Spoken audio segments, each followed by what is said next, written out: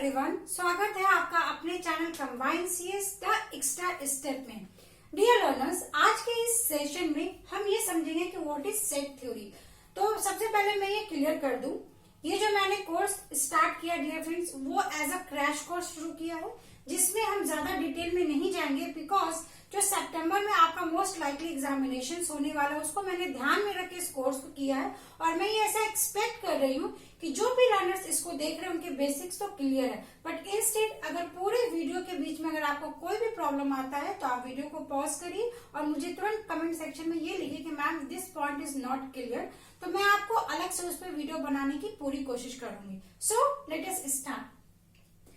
जो यूनिट 1 है आपका डियर फ्रेंड्स, इसमें हम अगर देखेंगे तो ऑलरेडी आपका सबसे फर्स्ट टॉपिक है प्रोपोजिशनल लॉजिक। तो जैसा मैंने आपको बताया था, प्रोपोजिशनल लॉजिक के कॉन्सेप्ट को समझने के लिए आपको पहले सेट थ्योरी का बेसिक आना चाहिए। तो व्हाट इज सेट थ्योरी, जैसा मैंने यहाँ पे लिखा, it is a well defined unordered and distinct collection of elements. So let us understand one by one what does it mean. Well defined means what, कि suppose मेरे पास एक ये syllabus है, दिस इज अ फाइल, इस file में मेरे पास कुछ pages है, ठीक है। तो अब ऐसा हो सकता है कि इसमें आप कई सारे एलिमेंट्स को रख सकते हो। सपोज इसमें मेरे कोई कॉन्फिडेंशियल इंफॉर्मेशन हो, मेरा मे भी किसी एग्जामिनेशन का हो या फिर न्यूज़पेपर हो। इट मीन्स व्हाट, कि मेरे पास एक कलेक्शन है किसी भी एलिमेंट का, और इसके बाद अगर मैं इसको कैटेगरी वाइज डिवाइड करती हूँ, सपोज मैंने अपने पर्सनल इंफॉर्मेशन को अलग रखा, मैंने अपने ऑफिस के वर्क को अलग रखा, तो आप क्या कर रहे हो कि आपके पास जो यूनिवर्स ऑफ डिस्कोर्स है, आपके पास ये एलिमेंट है, यूनिवर्स में बहुत सारे एलिमेंट्स हो सकते हैं, इसमें से जब आप अपने मतलब की चीज निकालोगे that is known as well defined. ये तो जनरल बात होगी। अब अगर हम ये समझेंगे कि कंप्यूटर साइंस में what is the meaning of set is, as for example मैंने एक नंबर ले लिया natural number. As we all know natural number start from 1 to infinity। तो अगर मैंने यहाँ पे बोला कि आपको मल्टीपल्स ऑफ 2 में लेना है, तो आप क्या करोगे, 2, 4, सो एंड सो। तो यहाँ पे मैंने इस यूनिवर्स ऑफ डिस्कोर्स में से मैंने वो एलिमेंट लिया जिसकी मुझे जरूरत है। तो आई होप आपको यहाँ पे समझ में आ रहा है कि व्हाट इज वेल डिफाइंड, मतलब वो एक स्ट्रक्चर्ड होना चाहिए। सेकेंड थिंग इज कि अनऑर्डर्ड। अब अगर मैं यहाँ पे लिखूं 4, 2, 8, 22, तो कैसे कोई फर्क पड़ेगा? कोई फर्क नहीं पड़ेगा, बिकॉज सॉरी 2 का मल्टीपल, हाँ, तो इससे कोई फर्क पड़ेगा नहीं पड़ेगा। आप आइदर इसको लिखो 4 to 8 और आप इसको लिख सकते हो 2, 4, 8, 22, तो आप किसी भी फॉर्म में लिख सकते हो। इट मीन्स व्हाट, कि हमने क्या किया, एक ग्रुप ऑफ एलिमेंट को इस तरीके से यहाँ पे डिवाइड कर लिया। तो यहाँ पे ऑर्डर का कोई भी सिग्निफिकेंस नहीं होता है, इसमें एलिमेंट कौन कौन से है इस पे हमारा सेट थ्योरी डिपेंडेंट होता है। और सेट को रिप्रेजेंट करने के लिए हम ये कर्ली ब्रेसेस का यूज करते हैं। So this was unordered. Then what is distinct? तो distinct means it is an English word which means difference. तो यहाँ पे जो मैंने एक एलिमेंट्स लिया, सपोज मैंने यहाँ पे a इक्वल्स टू ये लिया, तो सेट के अंदर ऐसा प्रॉपर्टीज होता है सेट का कि आप किसी भी एलिमेंट को रिपीट नहीं कर सकते हो। So this is not the example of set. अगर मैं यहाँ से 2 को रिमूव कर दूं then it is a set. तो आई होप आपको ये छोटी सी बात क्लियर हो गई होगी कि अगर आपसे कोई ये पूछता है व्हाट इज सेट, तो you can say well defined unordered collection of distinct element. Now moving to the next topic is what are the types of set theory. So we have empty and non empty set. तो यहाँ पे हम ये समझते हैं what is empty set. Empty जो नाम से क्लियर है, जिसमें कुछ भी ना हो, खाली, ठीक है। तो इसको आप रिप्रेजेंट कैसे करोगे, जैसे मैंने यहाँ पे बताया कि सेट को हम इस तरीके से रिप्रेजेंट करते हैं, तो आप एम्प्टी सेट को इस तरीके से रिप्रेजेंट करेंगे and this is also represented as 5। तो यहाँ पे हमने ये समझ लिया what is empty set. Obvious सी बात है, अगर हम सेट थ्योरी का यूज करें, एम्प्टी होगा, इट मीन्स यहाँ पे नॉन एम्प्टी सेट भी होगा। तो जिस तरीके से अगर आप इस कर्ली ब्रेसेस में कोई भी अगर एक एलिमेंट लिखोगे, this is known as non empty set. अब आप यहाँ पे ये सोच रहे होंगे कि मैंने ये स्टेटमेंट लिखा, ये स्टेटमेंट लिखा, दोनों सेम है या नहीं है। तो ये हम आगे नेक्स्ट फर्दर वीडियोस में डिस्कस करेंगे डियर फ्रेंड्स। तो अभी हमने ये समझ लिया कि जो सेट थ्योरी है उसको रिप्रेजेंट करने के लिए हम अक्सर उसको कैपिटल लेटर से रिप्रेजेंट करेंगे। देन इसके अंदर जो एलिमेंट्स होते हैं, एलिमेंट्स को आप अगर नंबर है तो न्यूमेरिक फॉर्म में लिखिए, अगर वो आपके पास कैरेक्टर्स है तो आप उसको स्मॉल फॉर्मेट में A, B, C, D इस तरीके से आप रिप्रेजेंट करेंगे। नाउ सेट को रिप्रेजेंट करने के लिए जो हम अभी तक देख रहे थे, basically there are two forms of representation, one is roster form and another is set builder. See ये पूरा बेसिक को ही मैं एक्चुअली एक ही क्लास में पूरा कंप्लीट कर दूंगी सो दैट कि आपका क्विक रिवीजन हो जाए। ये पूरा इस कोर्स का मेरा यही मोटो है कि जो हो सकता है कि आपने 3 महीने पहले या 4 महीने पहले इस टॉपिक को पढ़ा होगा, तो अगर आप इस कोर्स को देखेंगे तो आपको क्विकली रिवीजन हो जाएगा कि किस तरीके से आपके बेसिक्स हैं। सो रोस्टर फॉर्म क्या होगा, अगर आप सिंपली कर्ली ब्रेसेस में किसी एलिमेंट्स को रख रहे हो that is known as roster form, और अगर आप यहाँ पे डिस्क्रिप्शन लिख रहे हो, इंग्लिश स्टेटमेंट लिख रहे हो, सपोज मैंने लिखा x colon x has value 1 to 5, then this is known as set builder form. तो ये सब इतना एक्चुअली क्वेश्चंस एग्जाम में इस पे तो नहीं आते हैं। लेट अस क्विकली मूव कि किस तरीके के क्वेश्चंस आपको एग्जाम में आते हैं। सो लेट अस सी, ये तो मैंने आपको बेसिक पढ़ाया। अब हम ये देखते हैं डियर फ्रेंड्स, क्वेश्चंस जो है सेट थ्योरी में, जैसा मैंने कल के भी क्लास में आपको बताया था, इससे आप एक्सपेक्ट करो 2 to 3 क्वेश्चंस तो आपके आने ही आने हैं। तो ये जो सेक्शन है, इस सेक्शन से आपका एक क्वेश्चन आएगा। अब क्वेश्चन किस पे आते हैं, वेन डायग्राम। तो वेन डायग्राम में ऐसा बोलूंगी कि अगर आप यहाँ बहुत अच्छे से पढ़िए सो डेट जो आपका पेपर 1 है इसमें भी इसके क्वेश्चंस आते हैं, ठीक है। तो पेपर 1 में अगर आप देखोगे तो ऑलरेडी हम पढ़ते हैं कि सपोज ये सबसेट प्रॉपर्टी हो गया, इट मीन्स व्हाट कि अगर मैंने बोला all man are human being, ठीक है, तो यहाँ पे मैंने लिखा मैन, और मैन किस कैटेगरी में आ गया, ह्यूमन बीइंग। तो this is the way we represent this statement. Similarly यहाँ पे क्रॉस का मतलब हुआ कि ये दोनों आपस में रिलेट नहीं करते हैं। तो वेन डायग्राम में आपको क्वेश्चंस कैसे आता है वो भी हम अभी डिस्कस कर लेंगे। Second thing is situation based question आते हैं। सिचुएशन बेस्ड मीन्स व्हाट कि आपको इस तरीके से दे देंगे a इक्वल्स टू 1 2 3 4। अब इसका आपको कॉम्प्लीमेंट निकालने को आ सकता है, या फिर आपको अगर वो बी सेट देंगे आपको a minus B, a union B, इस तरीके से आपके प्रॉपर्टीज पे क्वेश्चंस आते हैं। So Venn diagram, situation based question और इसके प्रॉपर्टीज में अगर आप देखोगे तो बहुत सारे प्रॉपर्टीज होते हैं। आइडेंटिटी होता है, associative, distributed, so and so. तो वो सब मैंने यहाँ पे नहीं कवर अप किया बिकॉज वो बहुत बेसिक होते हैं। तो मैं आपसे रिक्वेस्ट करूंगी अगर आपने कहीं से भी पढ़ा है तो आप उसको जाके क्विकली रिकॉल करें। इंस्टेड अगर किसी को भी उसमें ऐसा लगता है कि नहीं ma'am I want a full course, तो please write me down in the comment section. So ये हमने ये 3 चीज डिस्कस किया। क्वेश्चंस इसके प्रॉपर्टीज पे पूछे जाते हैं, एंड आपका सेट थ्योरी में सबसे इंपॉर्टेंट पार्ट होता है पावर सेट का concept. Power set means what कि सपोज अगर मैंने लिखा a इक्वल्स टू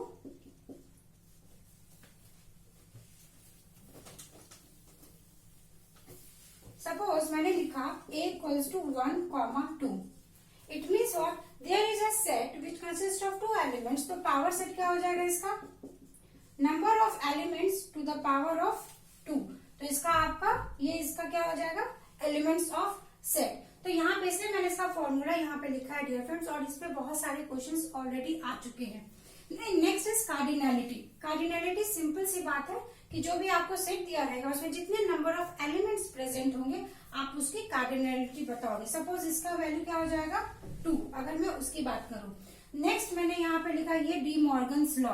ये लॉ तो इतना इंपॉर्टेंट है जो आपके बुलियन एक्सप्रेशन के मैथ बहुत सारी जगह पे यूज होगा। इवन जो आप आर्टिफिशियल इंटेलिजेंस पढ़ोगे उसमें फजी लॉजिक में भी इसका कॉन्सेप्ट आता है। तो आप इसको जरूर अपने नोटबुक में टिक मार्क करके लिखे, क्योंकि जितने भी प्रॉपर्टीज होते हैं उसमें सब मोस्ट इंपॉर्टेंट आपका डी मॉर्गन्स लॉ होता है। And next important property is what, symmetric difference. तो अगर क्वेश्चंस आपके आते हैं उसमें आपको क्या होगा, समथिंग यूनिवर्स में कुछ वैल्यूज दे देंगे और आपको इस तरीके के स्टेटमेंट्स को प्रूव करना होगा। सो क्वेश्चंस तो हमने डिस्कस कर लिया कि किस तरीके से क्वेश्चंस आता है। तो आपको क्या करना है, ज्यादा से ज्यादा क्वेश्चंस को प्रैक्टिस करना है।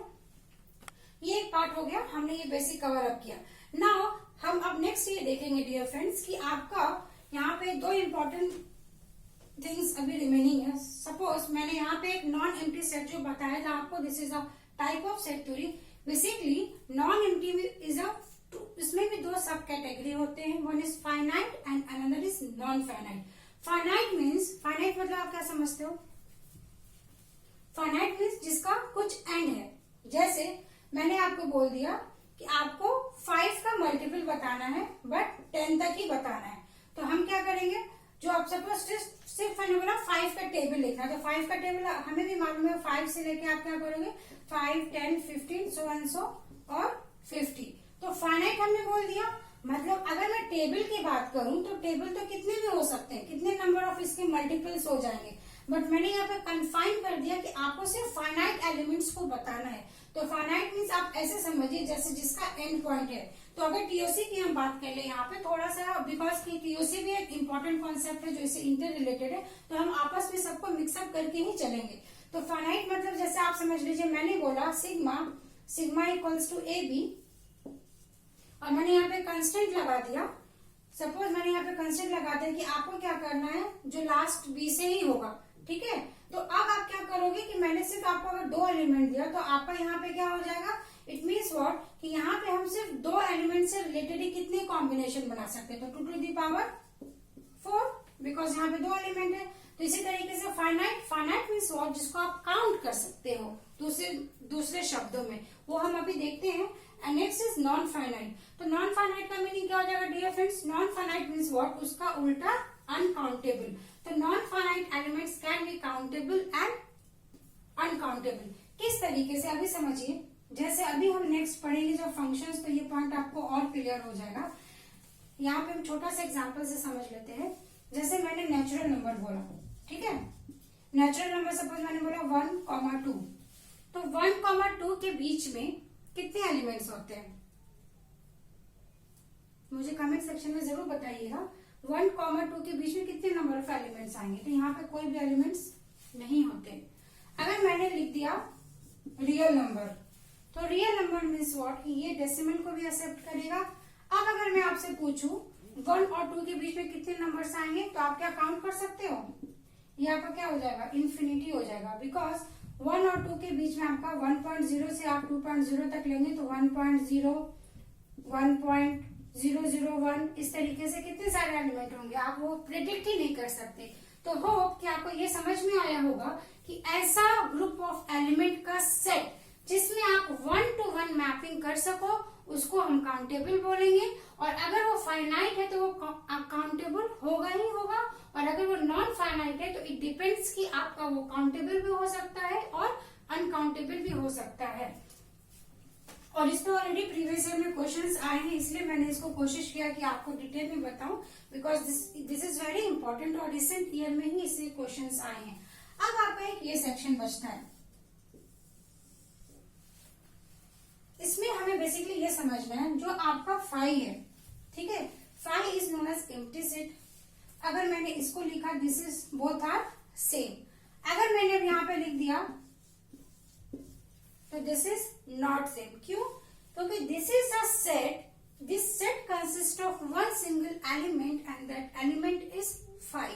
तो इस पे आप प्रीवियस ईयर का क्वेश्चन उठा लो, अगर आप गेट का क्वेश्चन देखोगे एवरी ईयर इस छोटे से कॉन्सेप्ट में वो क्वेश्चंस को बहुत ट्विस्ट करके पूछते हैं। तो मैं आपसे ये रिक्वेस्ट करूंगी कि जितने भी गेट के प्रीवियस ईयर के क्वेश्चन है सेट थ्योरी के, आज जो भी मैंने आज इस क्लास में कवर अप करने की कोशिश की, आप गेट का क्वेश्चन जरूर लगाइए, बिकॉज सारे गेट के क्वेश्चंस आपके नेट में रिपीट होते हैं, इवन वो सॉल्यूशंस जो ऑप्शंस होते हैं वो भी रिपीट होते हैं। तो आपको ये समझना है कि अगर कोई आपका यूनिवर्स है, suppose A is a set, इस ए सेट में फाई एक ऐसा एलिमेंट है जो प्रेजेंट होगा ही, डिफॉल्ट है वो। जिस तरीके से आप ये समझो कि मैंने यहाँ पे लिख दिया a इक्वल्स टू 1, 2, तो अगर आपसे क्वेश्चन पूछे क्या फाई इसका एलिमेंट है, ऑब्वियसली है, क्योंकि वो एम्प्टी है, उसको रखो चाहे ना रखो क्या फर्क पड़ेगा, कोई फर्क नहीं पड़ेगा। सिमिलरली फाई अपने आप का भी सबसेट होता है, अगर कोई एलिमेंट है a तो वो अपने आप का भी क्या होगा, सबसेट होगा। एंड अगर कोई एलिमेंट है a तो अगर कोई यूनिवर्स ऑफ डिस्कोर्स है तो वो उसमें भी आपका प्रेजेंट होगा। And phi is the subset of all the power set. तो ये जो मैंने एक शॉर्ट में आपको यहाँ पे बताया डियर फ्रेंड्स, हम इस पे कुछ क्वेश्चंस को नेक्स्ट टर्न पे करेंगे तो आपको ये सारी चीजें क्लियर हो जाएंगी। तो आपको क्या करना है, आज जो मैंने आपको ऊपर की इंफॉर्मेशन दी है, आप एक बार अपने सारे नोट्स को उठाइए और उनको क्विक रिवाइज करिए, बिकॉज क्वेश्चंस इसमें थ्योरी पे तो नहीं आता है, मैं पहले बता के देती हूँ, इसमें क्वेश्चंस आपके सिर्फ प्रैक्टिकल क्वेश्चंस आते हैं। तो आपको ये सारे स्टेटमेंट्स को अच्छे से प्रैक्टिस करना है।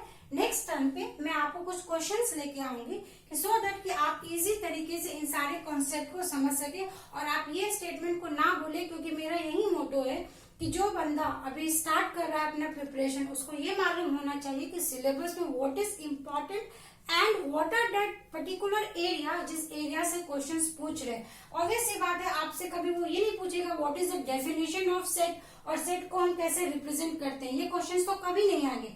बट आपको वो क्वेश्चन क्या देंगे, आपको वो कुछ एलिमेंट्स दे देंगे और आपको वो पावर से निकालने को पूछ सकते हैं और आपको इस तरीके से क्वेश्चंस पूछेंगे। सो विद दीज वर्ड्स आज का सेशन में यहाँ पे ही वाइंड अप करूंगी।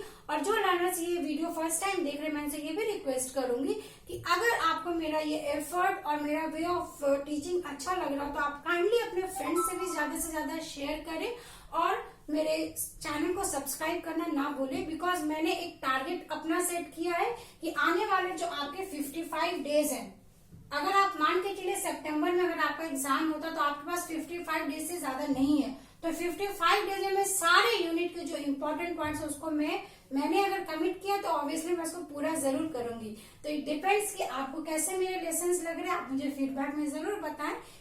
तो आज का वीडियो हम यहाँ पे वाइंड अप करते हैं। Thank you so much.